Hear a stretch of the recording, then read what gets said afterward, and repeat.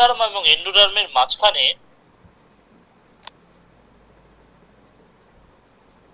Mesoglea বর্তমান।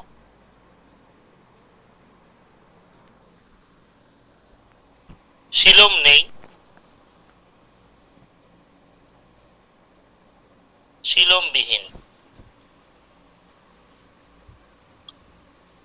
এদের দেহে একটি অঙ্গ থাকে যেটাকে বলা হয় সিলেন্টেরন। এই সিলেন্টেরন যুক্ত প্রাণীদের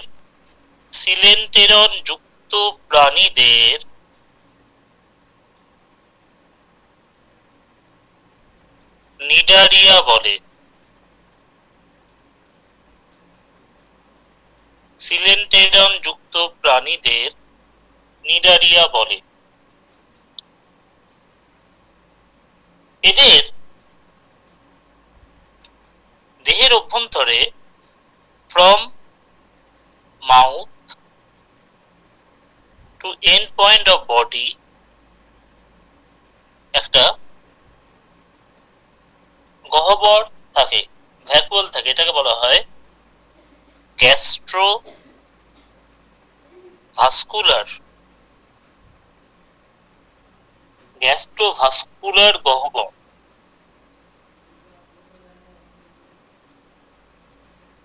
আচ্ছা, ডিপ্লোব্লাস্টিক তো বলেইছি, গহ্বর থাকে। যেহেতু এদের দেহে সিলেন্টেরন থাকে, এই কারণে নিডারিয়াভুক্ত প্রাণীদেরকে সিলেন্টেরেটা বলা হয়। এই জায়গাটা আরেকবার বলবেন? নিশ্চয়ই। কোন জায়গাটা বল? এই যে এই গ্যাস্ট্রোভাস্কুলার ওই জায়গাটা। এই নিডারিয়া পর্বভুক্ত প্রাণীদের মুখছিদ্র থেকে পায়ুছিদ্র পর্যন্ত বিস্তৃত অংশের মধ্যে একটা ক্যাভিটি বা একটাই মাত্র গহ্বর বা গর্ত থাকে। এই গহ্বরটাকে বলে গ্যাস্ট্রোভাস্কুলার গহ্বর বা গ্যাস্ট্রোভাস্কুলার ক্যাভিটি। এবং যেহেতু সিলেন্টেরন নিডারিয়াভুক্ত প্রাণীদের দেহে সিলেন্টেরন থাকে, এই কারণে নিডারিয়াভুক্ত প্রাণীদেরকে সিলেন্টেরেটাও বলা হয়। যেহেতু নিডারিয়াভুক্ত প্রাণীদের দেহে সিলেন্টেরন থাকে, এই কারণে নিডারিয়াভুক্ত প্রাণীদেরকে সিলেন্টেরেটাও বলা হয়। আচ্ছা, একটা জিনিস বলে দিই এখানে, সেটা হচ্ছে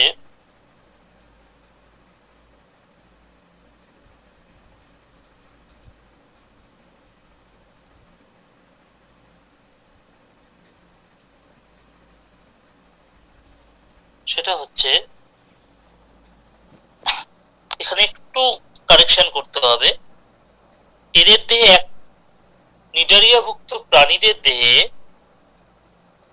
কেবলমাত্র মুখছিদ্র থাকে।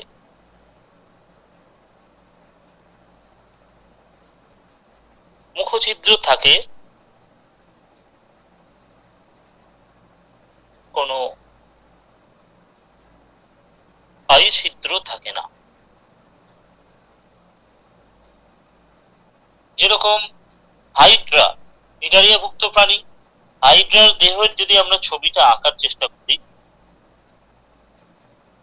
তাহলে হাইড্রার দেহটা হবে অনেকটা এই ধরনের।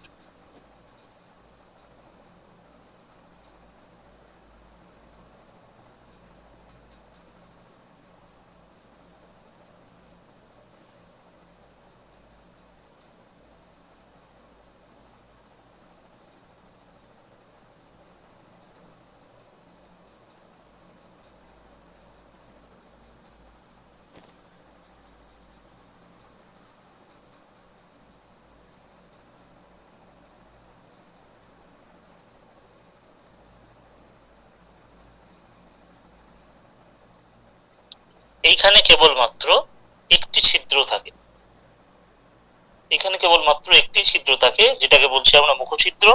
আর ভেতরের যে গহ্বরটা থাকে, এটাকে বলছি আমরা গ্যাস্ট্রোভাস্কুলার ক্যাভিটি। এবং এর দেহে সরু সুতোর মতো সরু সুতোর মতো কিছু কিছু অংশ থাকে। এই সুতোর মতো অংশগুলোকে বলা হয় সিলেন্টেরন। সুতোর মতো অংশগুলোকে বলা হয় সিলেন্টেরন। তাহলে আমরা কি দেখলাম? এদের দেহে কোনো বায়ুছিদ্র থাকে না, মুখছিদ্র থাকে। এদের দেহের মধ্যে কত কত সরু সরু সুতোর মতো অংশ থাকে, যেটাকে আমরা বলি সিলেন্টেরন।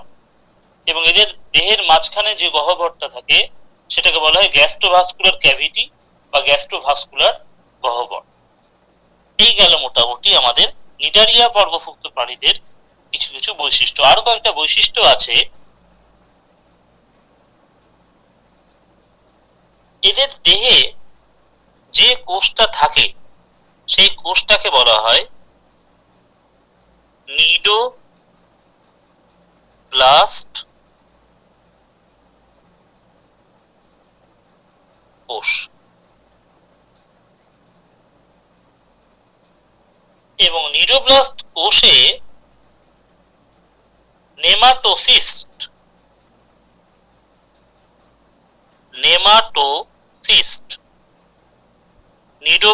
কোষে নেমাটোসিস্ট থাকার দরুন এদেরকে নিডারিয়া বলে।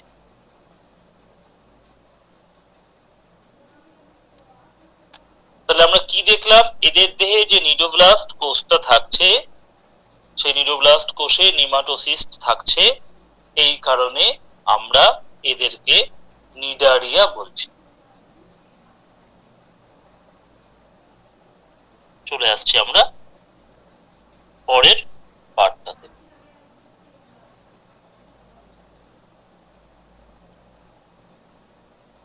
কয়েকটা আমরা সাধারণ নাম এবং কয়েকটা বিজ্ঞানসম্মত নাম নিডারিয়া পর্বভুক্ত প্রাণীদের আমরা মনে রাখতে হবে।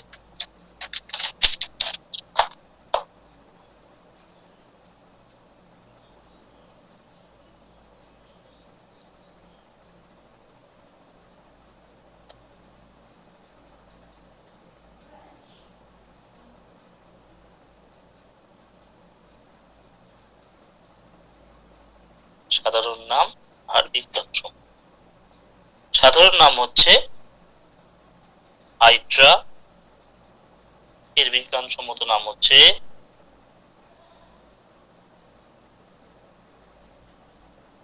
হাইড্রা ভিরিডিস।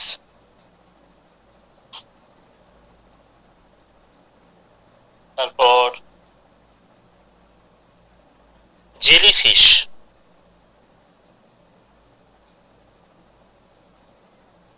অরেলিয়া অরিটা।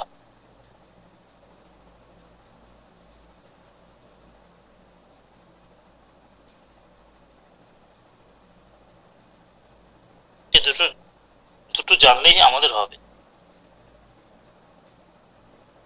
এবার চলে আসছি আমরা নিডারিয়া পড়লাম, আমরা চলে আসছি পরেরটাতে, দ্যাট ইজ কল্ড। স্যার জেলিফিশের বিজ্ঞানসম্মত নামটা আরেকবার একটু বলবেন? Aurelia aurita, AURITA, Aurelia aurita. ঠিক আছে? হ্যাঁ ঠিক আছে। হ্যাঁ স্যার হ্যালো। হ্যাঁ বল জিশান। স্যার এটা দেহ গহ্বর যুক্ত না দেহ গহ্বর বিহীন? তাহলে এটা যে আগে যে একটা কালকে যে লিখেছি গত ইসের যে লিখেছিলাম ক্লাসে যে অ্যানিলিডা মোলাস্কা আর অ্যানথ্রোপোডার সাথে, তাহলে এটা কেন যুক্ত হলো না? দেহ গহ্বর যুক্ত যেহেতু। আচ্ছা আচ্ছা, মানে ওই নিডারিয়া যুক্ত তো, নিডারিয়া যুক্ত প্রাণীদের কথা বলছি। হ্যাঁ হ্যাঁ হ্যাঁ নিডারিয়া। অ্যাকচুয়ালি আমরা যখন এই এই আমাদের বিশ্বে প্রচুর প্রাণী এবং এই প্রাণীদের যে ভাগ করা হয়েছে বিজ্ঞানের যে শাখায়, তাদের ট্যাক্সোনমি। ঠিক আছে? এই ট্যাক্সোনমির বৈশিষ্ট্য হচ্ছে একটা থাকবে গণ, একটা হচ্ছে প্রজাতি। এই প্রজাতি বা গণের বিভিন্ন বৈশিষ্ট্যের উপর ডিপেন্ড করে আলাদা আলাদা ক্লাসিফাই করা হয়েছে। হতে পারে দেহ গহ্বর আছে, বাট এখানে ধর ওই সিলেন্টেরন বা নিডোব্লাস্ট কোষ এইগুলো বৈশিষ্ট্য থাকার জন্য আমরা এদেরকে আরেকটা আলাদা ফাইলামে আমরা কনভার্ট করেছি। এই কারণেই নিডারিয়া অর্থাৎ cnidoblast, presence of cnidoblast cell, সেটাই অ্যাকচুয়ালি নিডারিয়া নামক নতুন পর্বের উৎপত্তির কারণ। ঠিক আছে? আচ্ছা স্যার। আমরা নেক্সট যে ফাইলামটা পড়ব সেটা হচ্ছে টিনোফেরা।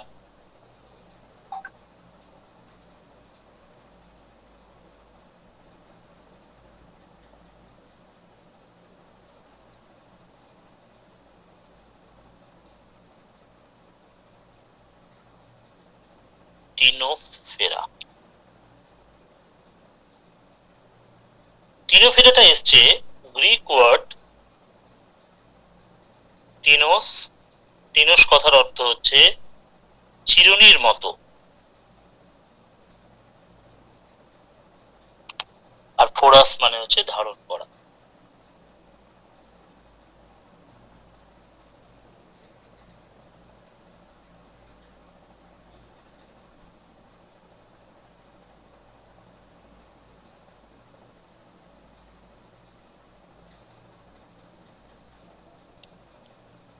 আচ্ছা,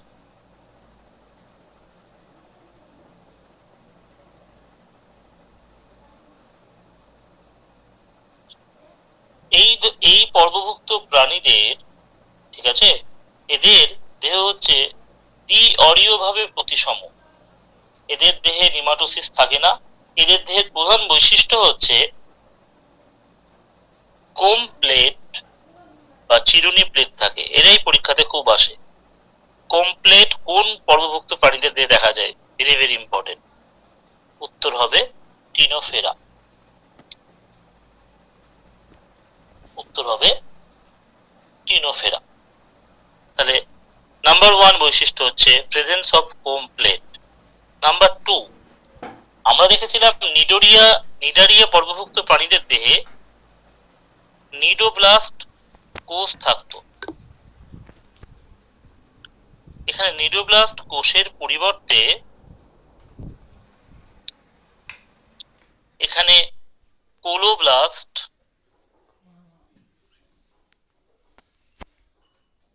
বা ল্যাসো,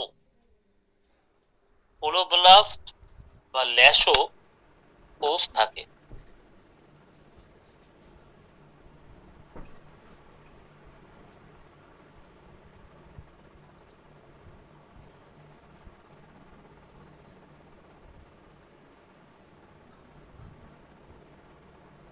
এদের দেহে যেখানে মুখছিদ্রের অপোজিটে আরেকটি ছিদ্র থাকে, যেটাকে আমরা সেন্স অর্গান বলি।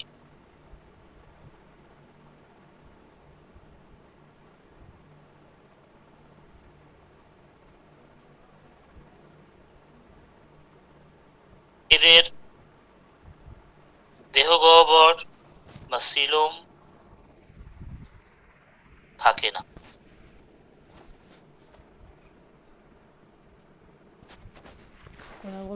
এদের দেহে রূপান্তর বা মেটামরফোসিস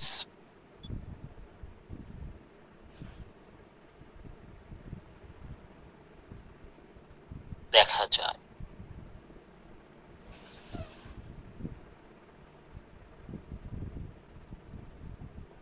উদাহরণ হচ্ছে আমাদের দুটো উদাহরণ দেব। একটা হচ্ছে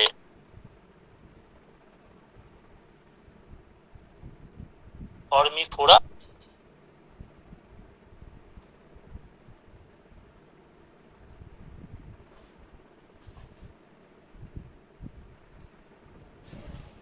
হর্মিফোরা, হর্মিফোরার বিজ্ঞানগত নাম হচ্ছে হর্মিফোরা প্লুমোসা।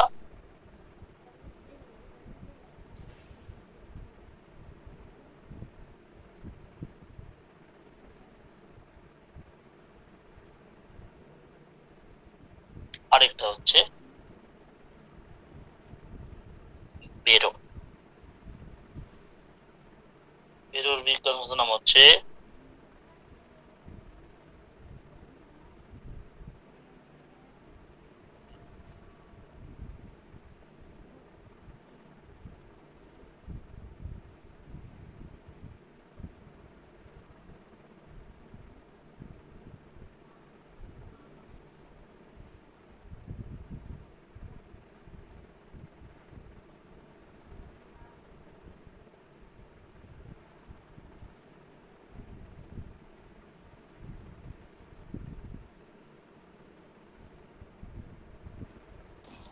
হ্যালো অজয়।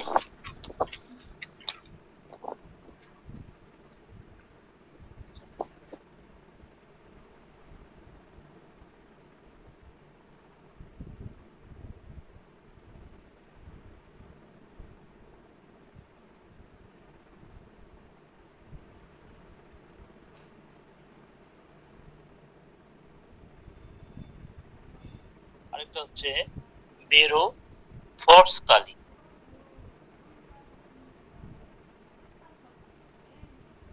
এই গেল আমাদের টিনোফেরা।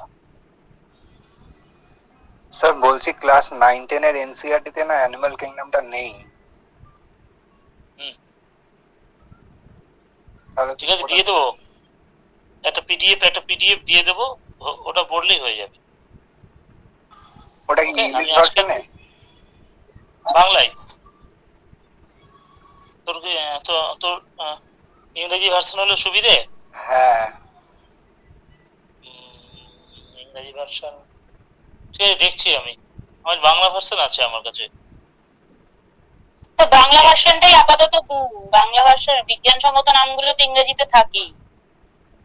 বাংলা ভার্সনটা দিয়ে দেবো আজকে। ওটাই স্যার বাংলাতে তো পড়েছি, অসুবিধা হবে না। বিজ্ঞানসম্মত নাম কার বিজ্ঞানসম্মত নাম অনিন্দিতা? স্যার হর্মিফোরা, ওটা কি বোঝা যাচ্ছে? হর্মিফোরা প্লামোসা, PLUMOSA, হর্মিফোরা প্লামোসা। আচ্ছা আচ্ছা আমরা এবার নেক্সট ফাইল। স্যার ওই স্যার মেটামরফোসিস যেটা লিখেছেন না, বল। হ্যাঁ স্যার মেটামরফোসিস দেখা যায় যে পয়েন্টটা লিখেছেন, ওটা মানে কি ওই যে একটা অবস্থা থেকে কমপ্লিটলি অন্য অবস্থায় যে রূপান্তর, সেই রকম কি? Yes that is. অর্থাৎ জীবন চক্রে এদের যৌনক্রম সুস্পষ্ট ভাবে থাকে না, অনেক ক্ষেত্রে এদের রূপান্তর বা মেটামরফোসিস দেখা যায়। মানে ওই তো যেমন গুটি পোকা থেকে যেমন ধরুন প্রজাপতি, শুয়োপোকা থেকে যেমন প্রজাপতি বেরিয়ে গেল। একদম ঠিক সেম ঘটনা। হুম ঠিক আছে।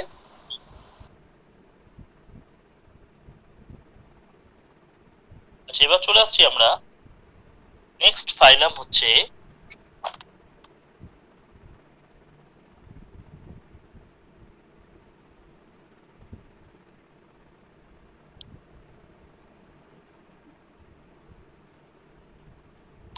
প্লাটিহেলমিনথিস।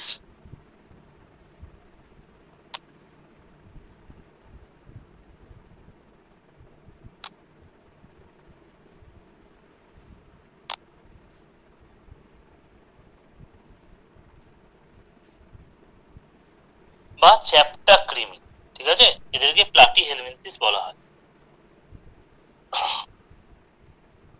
এদের দেহ ফিতের মতো হয়,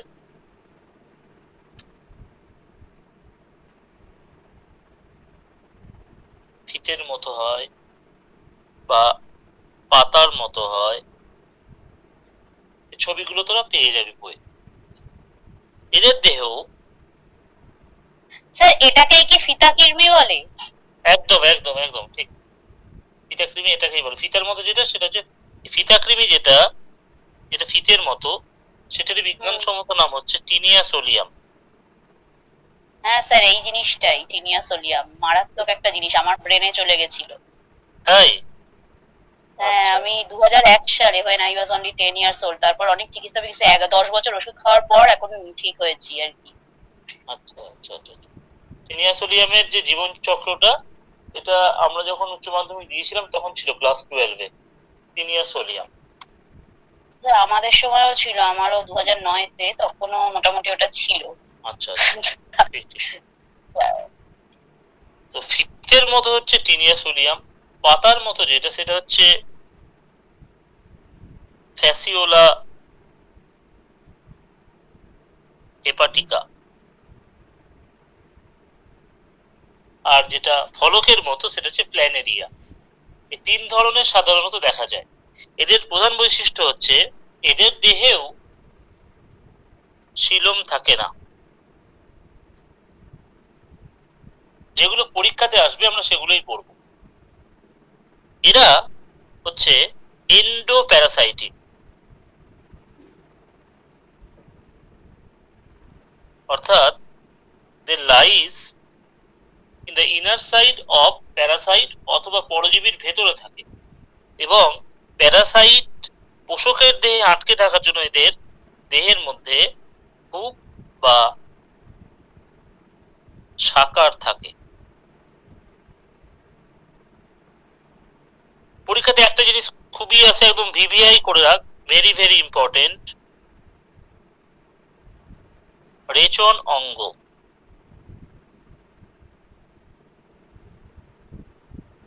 প্লাটিহেলমিনথিসের রেচন অঙ্গ হচ্ছে ফ্লেম কোষ, ভীষণ ইম্পর্টেন্ট এটা।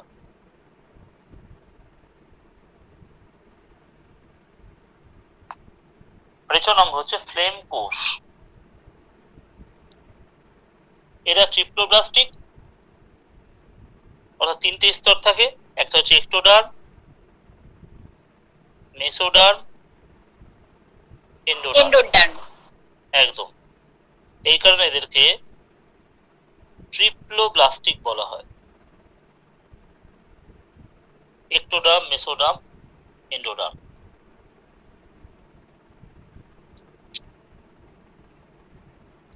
এদের দেহে এদের যে পৌষ্টিক নালী বা ডাইজেস্টিভ যে সিস্টেমটা সেটা অসম্পূর্ণ।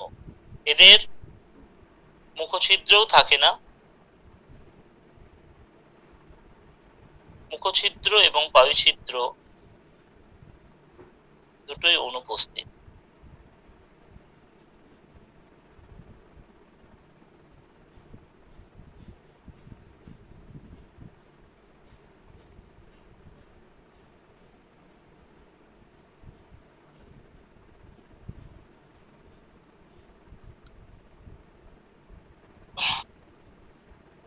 এদের এই ফাইলামের আন্ডারে যতগুলো কৃমি আছে সবাই হচ্ছে উভলিঙ্গ, এবং এদের জীবন চক্রে অনেকগুলো লার্ভা দশা দেখা যায়। কিছু কিছু প্লাটিহেলমিনথিস আছে যেগুলো আমাদের হার্মফুল।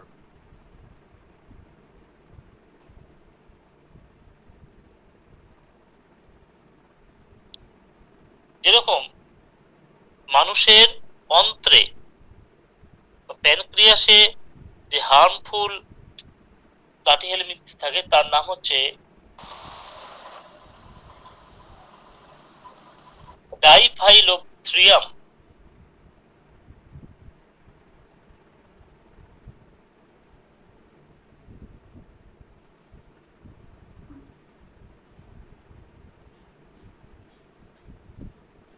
লোকটাম। এটা অ্যাটাক করার ফলে অ্যানিমিয়া বা রক্তাল্পতা রোগ হয়।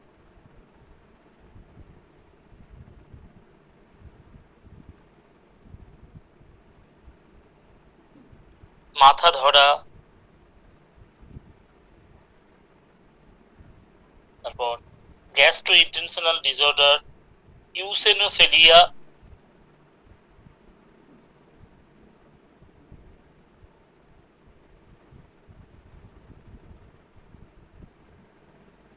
ইভেন প্যারালাইসিস পর্যন্ত হতে পারে।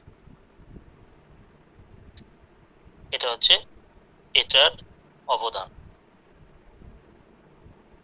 শূকরের ফিতাকৃমি আমরা টিনিয়া সোলিয়াম বলছি।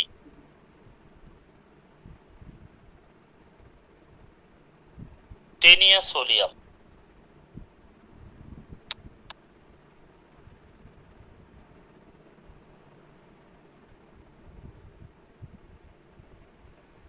গরুর ফিতাকৃমি টিনিয়া স্যাজিনেটা।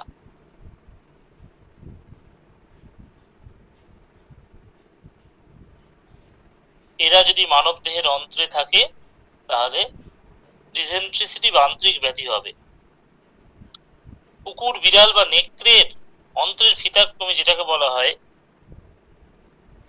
একাইনোকক্কাস,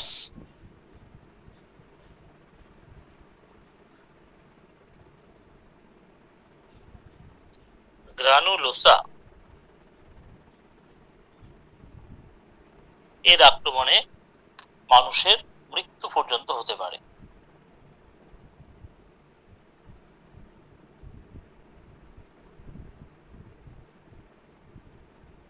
তাহলে আমরা দেখলাম টিনিয়া সোলিয়াম, আরেকবার বলুন।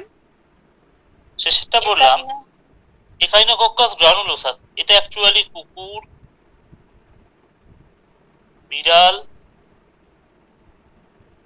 নেকড়ে ইত্যাদি প্রাণীদের অন্ত্রে থাকে এটা। এদের আক্রমণে মানুষের মৃত্যু পর্যন্ত ঘটতে পারে।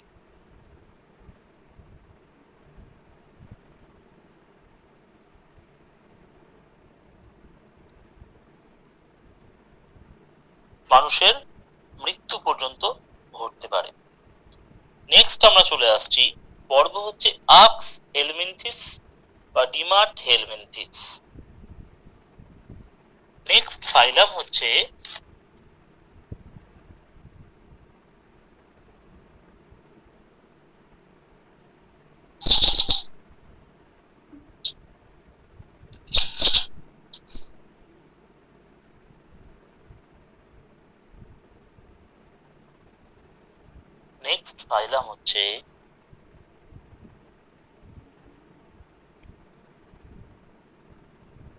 আস্ত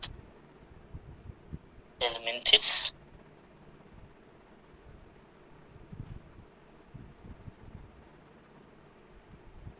और নিমাট হেলমিনথিস।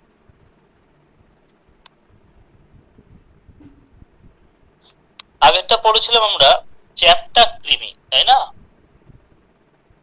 এই ধরনের কৃমিকে বলা হয়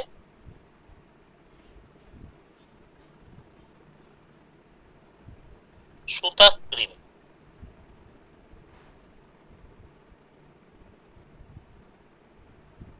এই ধরনের প্রাণীদের দেহের বৈশিষ্ট্য হচ্ছে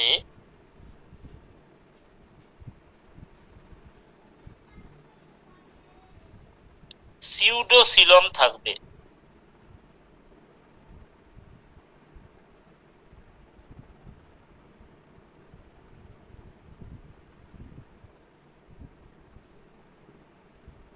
এদের দেহ কিউটিকল দিয়ে আবৃত থাকবে।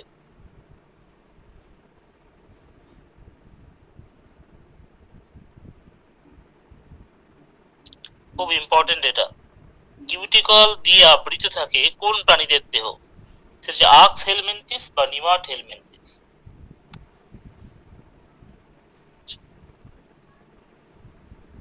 এদের দেহে মুখছিদ্র ও বায়ুছিদ্র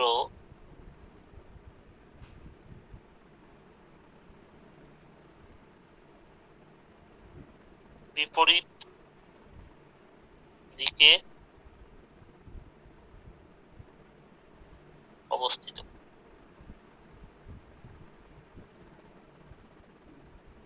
এদের দেহে রেসপিরেটরি সিস্টেম, দ্যাট মিনস শ্বসনতন্ত্র ও রক্ত সংবহন তন্ত্র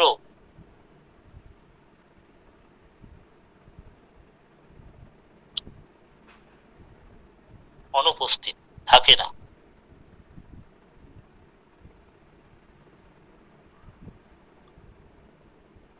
এরা হচ্ছে এক লিঙ্গ প্রাণী, অর্থাৎ পুরুষ এবং স্ত্রী দিয়ে বিভক্ত আছে।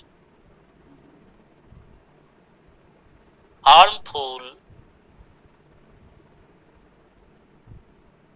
নেমাটোডা।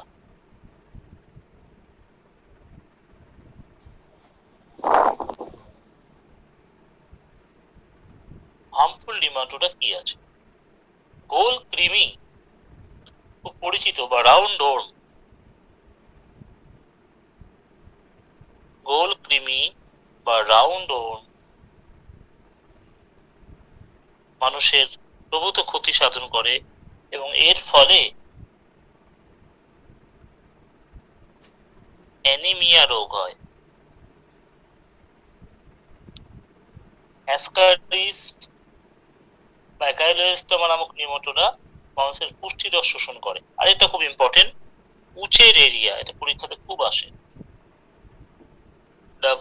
WUCHE, উচেরেরিয়া। উচেরেরিয়া ব্যাংক্রপ্টি অ্যাকচুয়াল নাম। এর ফলে মানুষের গোদ বা ফাইলেরিয়া রোগ হয়। গোদ বা ফাইলেরিয়া রোগ হয়। উচেরেরিয়া, গোদ বা ফাইলেরিয়া রোগ হয়। ঠিক আছে, এবার আমরা কয়েকটা নাম এবং বিজ্ঞানসম্মত নাম লিখব। সাধারণ নাম, বিজ্ঞানসম্মত নাম। সাধারণ নাম হচ্ছে গোল কৃমি বা রাউন্ড ওর্ম। বিজ্ঞানসম্মত নাম হচ্ছে অ্যাসকারিস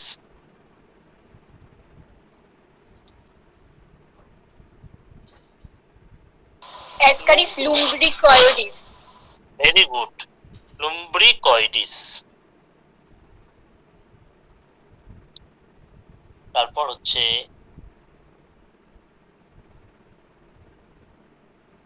গোদ কৃমি, এর বিজ্ঞানসম্মত নাম হচ্ছে উচেরেরিয়া। উচেরেরিয়া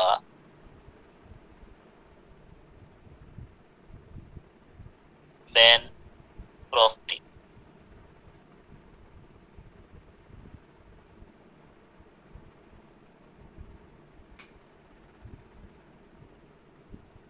নেক্সট আমরা পড়ব অ্যানিলিডা।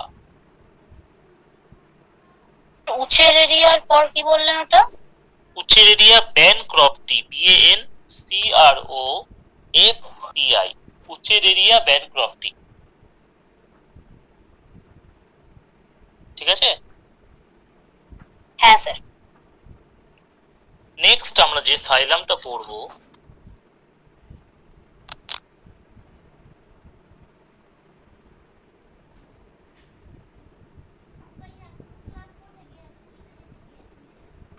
সেটা হচ্ছে অ্যানিলিডা।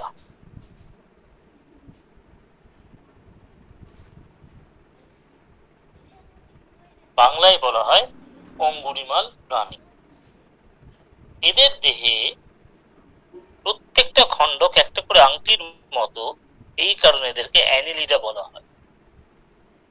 এই এতক্ষণ পড়ার পর প্রথমে একটা প্রাণী পেলাম যাদের দেহে প্রকৃত গহ্বর বা সিলোম থাকে। প্রকৃত সিলোম থাকে। এদের সংবহনতন্ত্র থাকে, আর সংবহনতন্ত্র হচ্ছে ক্লোজ সার্কুলার সিস্টেম বা বদ্ধ সংবহন তন্ত্র। এই পর্বভুক্ত প্রাণীদের প্লাজমায়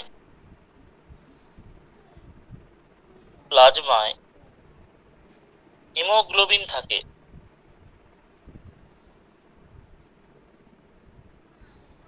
এই কারণে স্যার একটু এদের আচ্ছা রক্তের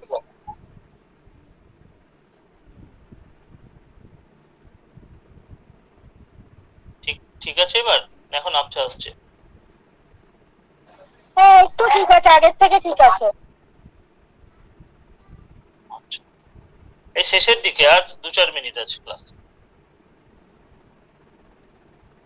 প্রকৃত সিলোম থাকে, সংবহনতন্ত্র হচ্ছে বদ্ধ সংবহনতন্ত্র বা ক্লোজ সার্কুলার সিস্টেম। প্লাজমায় যেহেতু হিমোগ্লোবিন থাকে, এই কারণে রক্তের রং লাল হয়।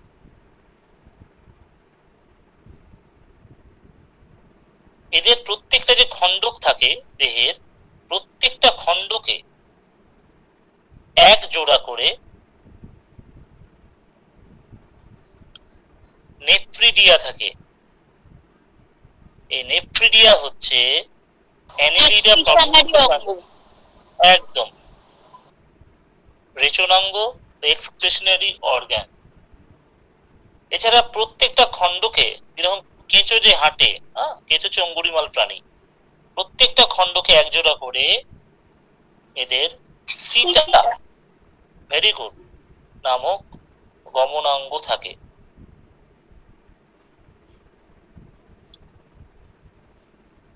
এদের দেহেও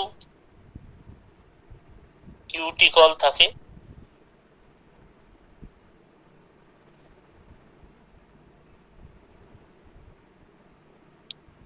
এদের দেহেও কিউটিকল থাকে।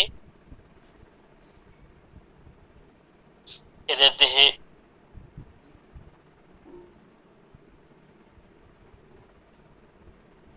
ব্রেন বা মস্তিষ্ক এবং নার্ভ, গ্যাংলিয়া নিয়ে এদের নার্ভাস সিস্টেম তৈরি হয়।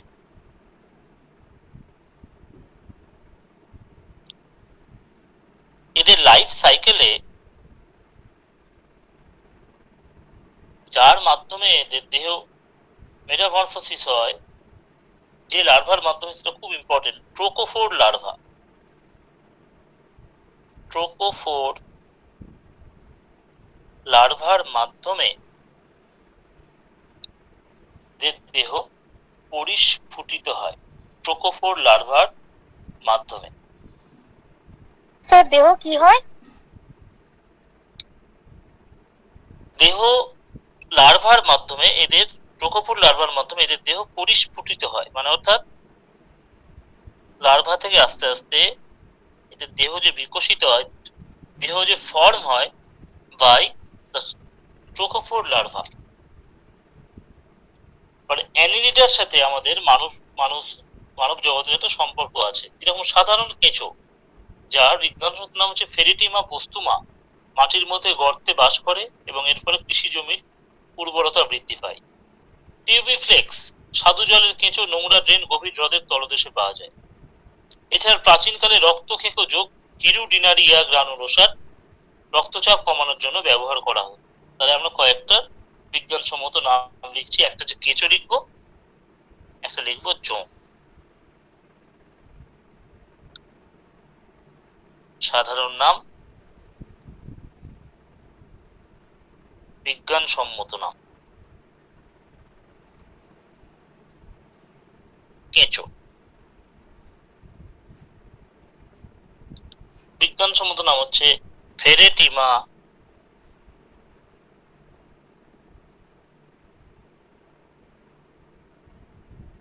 পোস্তুমা।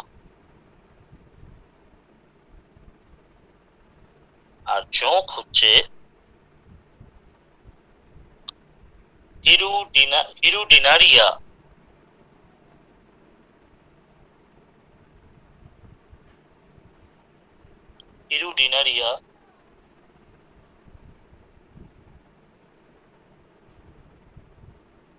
গ্রানুলোসা। এই গেল আজকের ক্লাস।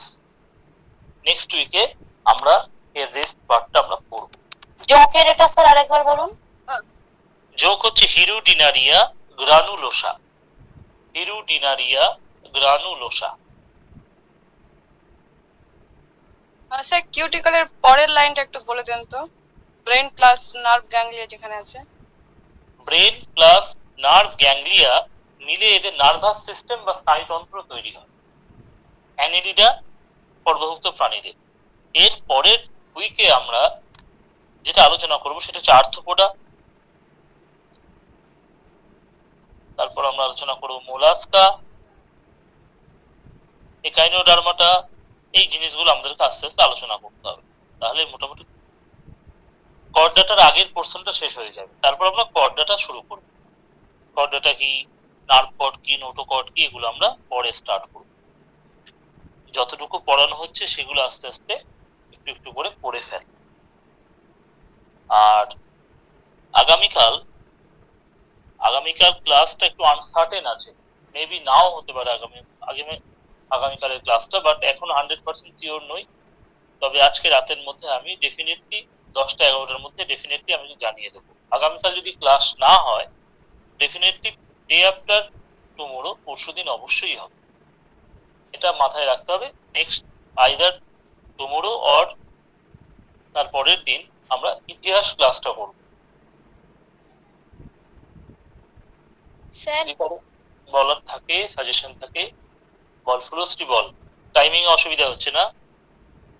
না স্যার, টাইমিং অসুবিধা আজকে হয়নি, ক্লাস নেই, ছিল, শেষ হয়ে গেছে। তো স্যার বলছিলাম একটা জিনিস, স্যার সায়েন্টিফিক নেমগুলোর নিচে আন্ডারলাইন স্যার। অবশ্যই। আর স্যার পরেরটা মানে বল।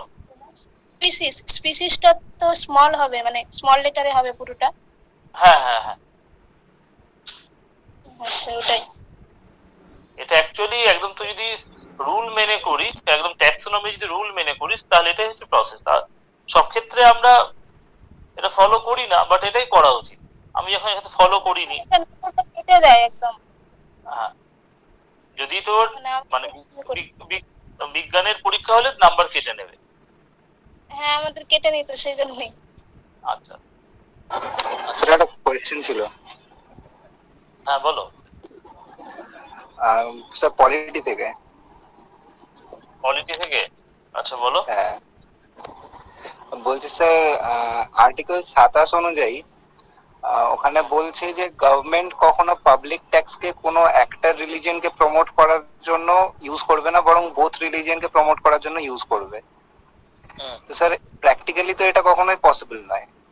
প্র্যাকটিক্যালি তো সবসময় কন্ট্রোভার্সি থাকবে। তাহলে এরকম সংবিধানে এরকম কোন একটা প্রভিশন কেন রাখবো যেখানে পাবলিকের অ্যালিগেশন আনার গভর্নমেন্টের এগেইনস্টে চান্স থাকবে 80%? আচ্ছা, কোশ্চেনটা আরেকবার বললে। মানে আর্টিকেল 27 বলেছে গভর্নমেন্ট পাবলিক ট্যাক্স কে কখনোই কোনো একটা রিলিজিয়নকে প্রমোট করার জন্য ইউজ করবে না, বরং বোথ রিলিজিয়নকে ওরা ইকুয়ালি প্রমোট করবে। কিন্তু প্র্যাকটিক্যালি তো সেটা কখনো পসিবল নয়, কারণ আপনার সবসময় ইনডিসক্রিমিনেশন তো সবসময় পসিবল মানে হবেই। এটা তো রিয়েল গ্রাউন্ডে এটাই মানে সত্য যে সবসময় একটা ইনডিসক্রিমিনেশন থাকবে। তো তাহলে মানে কনস্টিটিউশনে এরকম কোনো প্রভিশন কেন রাখা হবে যার ফলে ইনডিসক্রিমিনেশন সম্ভব হয়? Very good question. প্রথমে আর্টিকেল 27টা আমি খুলছি, দাঁড়া, উত্তরটা দিচ্ছি।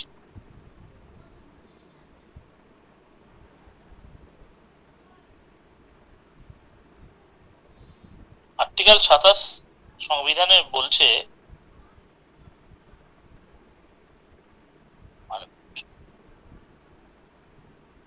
freedom as to payment of taxes for promotion of any particular religion.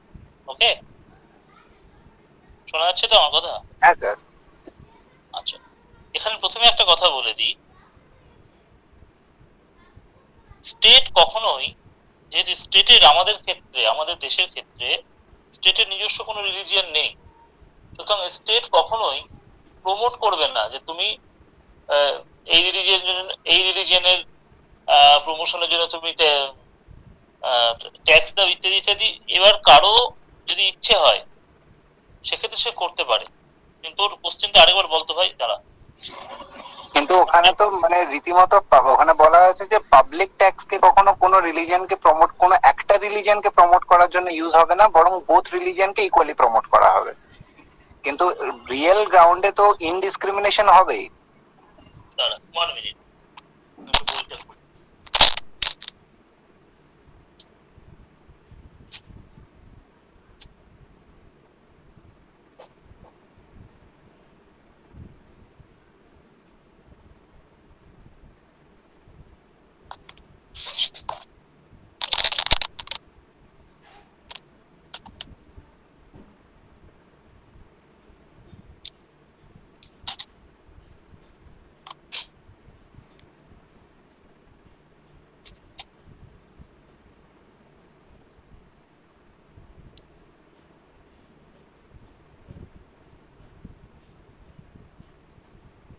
Article 27 বলছে freedom from taxation for promotion of religion. একটু বলি, Article 27 lays down that no person shall be compelled to pay any taxes for the promotion or maintenance of any particular religion or religious denomination.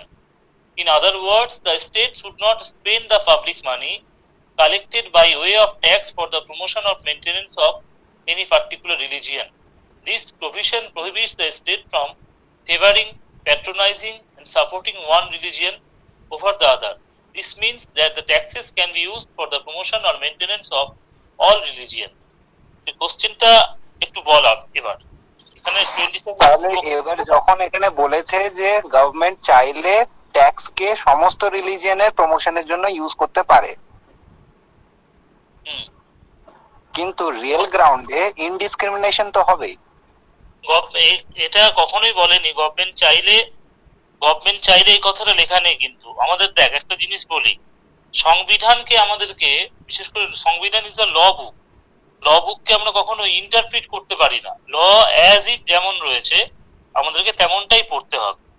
অর্থাৎ এটা বলেনি মানে এটা বাড়িটা সাদা নয় তার মানে এটা কালো, এরকম নয়। কিন্তু সাদা নয় তো সাদা নয়। এখানে ব্যাপারটা বোঝার চেষ্টা কর। এখানে বলেছে আমি ধর হিন্দু, তুই ধর মুসলিম, আরেকজন ধর খ্রিস্টান, ঠিক আছে? এবার আমি হিন্দু হলেও আমার কাছ থেকে যদি জোর করে দুর্গাপুজোর চাঁদা আমার দেওয়ার ইচ্ছে নেই, ঠিক আছে, কিন্তু জোর করে আমার কাছ থেকে দুর্গাপুজোর চাঁদা নিতে পারো। আর্টিকেল 27 গল্পটাই। তুই ধর মুসলিম, কোথাও জলসা হবে, ঠিক আছে, তোর কাছ থেকে জোর করে চাঁদা নিতে পারবে না। অর্থাৎ এখানে বলা হচ্ছে lays down that no person shall be compelled to pay any taxes for the promotion or maintenance of any particular religion or religious denomination. In other words, state should not, এই in other words বলতে স্টেটের টাকাটা কোথায়, রাষ্ট্রের টাকাটা আসছে কোথা থেকে? গভর্নমেন্টের ট্যাক্স। হ্যাঁ, এই কারণে ট্যাক্সের যে টাকাটা গভর্নমেন্ট আর্ন করছে, গভর্নমেন্ট কখনোই সেই টাকাটা কোনো পার্টিকুলার রিলিজিয়নের প্রমোশনের জন্য কখনোই ইউজ করতে পারবে না। বিকজ আমাদের দেশের গভর্নমেন্টের নিজস্ব কোনো রিলিজিয়ন নেই, because India is a secular state. এই প্রভিশনটাই স্টেটকে, যেহেতু গভর্নমেন্ট জনগণের পাবলিকের ট্যাক্সের টাকা কোনো একটা পার্টিকুলার রিলিজিয়নের প্রমোশনের জন্য খরচা করতে পারবে না, ন্যাচারালি এই আর্টিকেল 27 এটা বলেই দিচ্ছে যে গভর্নমেন্ট কোনো পার্টিকুলার রিলিজিয়নকে ফেভার করতে পারবে না, সাপোর্ট করতে পারবে না, প্যাট্রোনাইজ করতে পারবে না। তার মানেটা এই দাঁড়ালো যে the taxes can be used for the promotion of all religions. আমি সেটাই বলছি যে taxes can be used for the promotion of all religions, কিন্তু যদি রিয়েল গ্রাউন্ডের কথা ভাবি তাহলে indiscrimination is possible and it is happening nowadays near about 80%.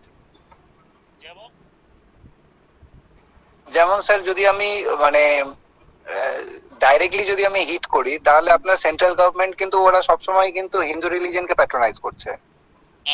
It is clear. কোথায় ডিরেক্টলি বল? যেমন স্যার যখন বাবরি মসজিদ নিয়ে যখন ঘটনা হলো তখন কিন্তু দেখ বাবরি মসজিদ যখন হয়েছিল 1992 এ 6 ডিসেম্বর, তখন গভর্নমেন্ট ছিল কংগ্রেসের গভর্নমেন্ট, এবং বাবরি মসজিদ কোনো পলিটিক্যাল পার্টি ভাঙেনি। বাবরি মসজিদ ভেঙেছিল কর সেবকরা, ঠিক আছে? আর আরেকটা জিনিস বলে দিই, ট্যাক্সের টাকা, গভর্নমেন্টের যে ট্যাক্সের টাকাটা, গভর্নমেন্ট আজকে বিজেপি আছে কালকে কংগ্রেসের থাকতে পারে, দ্যাটস ডিফারেন্ট ইস্যু। ঘটনাটা হচ্ছে গভর্নমেন্ট অফ ইন্ডিয়ার আর স্টেট গভর্নমেন্ট হচ্ছে গভর্নমেন্ট অফ ওয়েস্ট বেঙ্গলের। এই গভর্নমেন্টের যে ট্যাক্সের টাকাটা দুটো জায়গায় যায়, একটা হচ্ছে কনসলিডেটেড ফান্ড অফ ইন্ডিয়া, একটা হচ্ছে কন্টিজেন্সি ফান্ড অফ ইন্ডিয়া। তুই যদি বাবা আমাকে দেখাতে পারিস যে অযোধ্যার রাম মন্দিরটা কনসলিডেটেড ফান্ড বা কন্টিজেন্সি ফান্ড থেকে বানানো হচ্ছে, তাহলে তোর কথা মেনে নেবো, আর মিডিয়ার কথাই মানবো না। আমার বক্তব্য যে কনসলিডেটেড ফান্ড থেকে টাকা ডেবিট হয়ে অযোধ্যার রাম মন্দির বানানোর ইট তৈরি হয়েছে, বা গুজরাটে কোনো একটা মসজিদ বানানোর ইট এই কনসলিডেটেড ফান্ড থেকে এসেছে, তাহলে তোর কথা মানবো, আদারওয়াইজ মানবো। কোন ফান্ড থেকে হয়েছে? কোন ফান্ড থেকে হয়েছে? হ্যাঁ, এবার কোন ফান্ড? এবার যখন একটা গভর্নমেন্ট, যখন কোনো মন্দির তৈরি হয়, মন্দিরের ট্রাস্ট বানানো হয়েছে, তুই ভালো করে দেখবি পড়ে, যে ট্রাস্ট সেই ট্রাস্টে যদি কেউ ডোনেট করে টাকা, সেটা ডোনেট করতে পারে, কিন্তু গভর্নমেন্ট কিন্তু এখানে ডিরেক্টলি কোনো টাকা ডোনেট করেনি। ভালো করে মিলিয়ে দেখবি।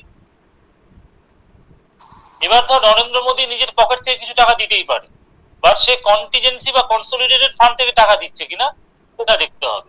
এবং এটা অত সহজ নয়, বিশেষ করে গভর্নমেন্টের ইচ্ছে হলো সে টাকা দিয়ে দিলেও, তার কারণ হচ্ছে বিরোধী অপোজিশন আছে, এবার পিএসি আছে, পাবলিক অ্যাকাউন্টস কমিটি, তার চেয়ারম্যান হয় অপোজিশন পার্টির বিরোধী দলনেতা, ক্যাগ আছে, অডিট আছে, অত এ করে গভর্নমেন্টের টাকা ওইভাবে ইচ্ছে করে করতে পারেন। আর বিষয়টা হচ্ছে অ্যাকচুয়াল সিনারিও যেটা গভর্নমেন্টের যে পলিসিটা আর মিডিয়াতে যেটা দেখানো হয় তার সাথে কিন্তু আকাশ পাতাল তফাৎ আছে। গভর্নমেন্টের যে মেশিনারি তারা রান করছে এফিসিয়েন্ট অফিসাররা, গভর্নমেন্ট পলিটিক্যাল পার্টি আসে যায়, এবার গভর্নমেন্ট থেকে যায়। কনসোলিডেটেড ফান্ডে যে টাকাটা আছে, আজকে যদি বিজেপির পরিবর্তে অন্য গভর্নমেন্টে টাকাটা কিন্তু ইচ্ছে মতো খরচা করতে পারে। আর্টিকেল 27 একটু ভালো করে পড়ে আরো বলছে, this provision prohibits only levy of a tax and not a fee. Tax তুমি নিতে পারো না, বাট ফি নিতে পারো। This is because the purpose of a fee is to control secular administration of religious institution and not to promote or maintain religion. Thus, a fee can be derived on pilgrims. যেরকম ধর যখন অমরনাথের যাত্রা করা হয়, ঠিক আছে, তখন একটা গভর্নমেন্ট ফিজ নিতেই পারে, ফিজটা আলাদা। এরকম অক্ষরধাম মন্দির তুই যদি যাস, সেখানে ঢুকতে গেলে একটা এন্ট্রি ফি দিতে হয়, বাট ট্যাক্স দিতে হয় না। ট্যাক্স গভর্নমেন্ট কোনোভাবে নিতে পারবে। ফিজ আর ট্যাক্সের মধ্যে তফাৎ আছে। আমি এর আগে অনলাইন ক্লাস যারা করেছে, আমি আর্টিকেল 27 ফান্ডামেন্টাল রাইটস ভালো করে পড়েছিলাম। তোর গ্রুপে যারা রয়েছে তাদেরকে বলি পিডিএফটা দিয়ে দেবে, পড়ে নিবি, সমস্ত জিনিস ক্লিয়ার হয়ে যাবে। ঠিক আছে? হ্যাঁ স্যার। স্যার আমার একটা কোশ্চেন আছে, নেক্সট ডে কি পড়াবে? কি বলছিস বল স্বর্ণেন্দু? স্যার জয়ন্ত বলছি নেক্সট এক্সাম কবে নেবেন? মানে একটা এক্সাম যদি নেন তাহলে ভালো হয় আর কি, তাহলে মানে কিন্তু যেরকম হিস্ট্রি বলেছিলেন। নেক্সট এক্সাম আমি ওই জিওগ্রাফিটাকে একটা জায়গায় দাঁড়, হ্যাঁ জিওগ্রাফি, ওয়েস্ট বেঙ্গল জিওগ্রাফিটা মোটামুটি একটা জায়গায় দাঁড় করিয়ে তারপর পরীক্ষাটা নিতে চাইছি। আচ্ছা আচ্ছা ঠিক আছে স্যার, ওটাই বলছি। ঠিক আছে, একটু শেষ। নেক্সট ডে কি পড়াবেন? নেক্সট ডে হিস্ট্রি পড়াবো। হিস্ট্রি কি স্যার? হিস্ট্রি হচ্ছে তোর ঊনবিংশ শতকে নবজাগরণ, যেটা পড়িয়েছিলাম এর আগে, তার সূত্র ধরে। অর্থাৎ আমাদের নেক্সট ডেতে যেটা পড়াবো, ভারত থেকে স্টার্ট হবে, ইন্ডিয়ান লীগ, ভারত সভা, জাতীয় কংগ্রেসের ফরমেশন, জাতীয় কংগ্রেসের কার্যাবলী, তারপর বঙ্গভঙ্গ স্বদেশী আন্দোলন, তারপর ভারতীয় রাজনীতিতে গান্ধীজির প্রবর্তন, এইভাবে আমাদের চলবে টপিক ওয়াইজ। ঠিক আছে স্যার। ঠিক আছে। স্যার অপশনালে ফিজিক্স নিলে কি ঠিক হবে?